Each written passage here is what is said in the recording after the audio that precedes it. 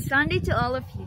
The Gospel for today is from the book of Luke, chapter 12, verses 32 to 34, where Jesus talks about where to place our treasure, and that treasure, he says, should be in heaven.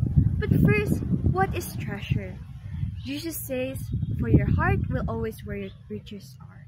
That means, treasure is whatever we value the most. It's where our energy, attention, time, and effort go.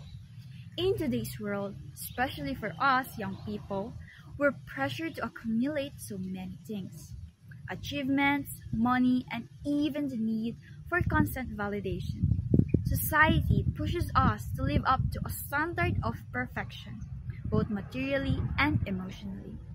And honestly, it's exhausting. But this Sunday, Jesus reminds us of something powerful, that we have a loving Father in heaven, and it's His joy to give us a kingdom that lasts. He offers us more than just a short-term gratifications. He gives us something eternal, something no one can take away.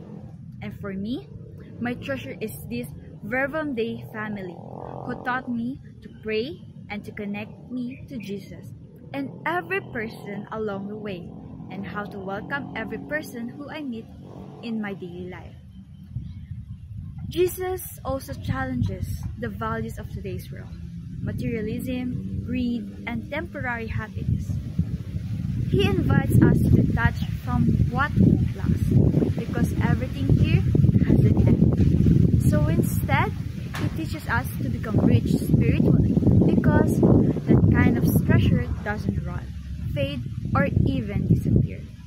Through the practice of generosity, compassion, and kindness to others and to ourselves, it reminds us what truly matters while we are alive. This verse brings comfort, assurance, and a challenge to not be led by earthly values, but to shift our heart and trust toward what truly matters. So, what is your treasure? Where is your treasure? And where is your heart really anchored?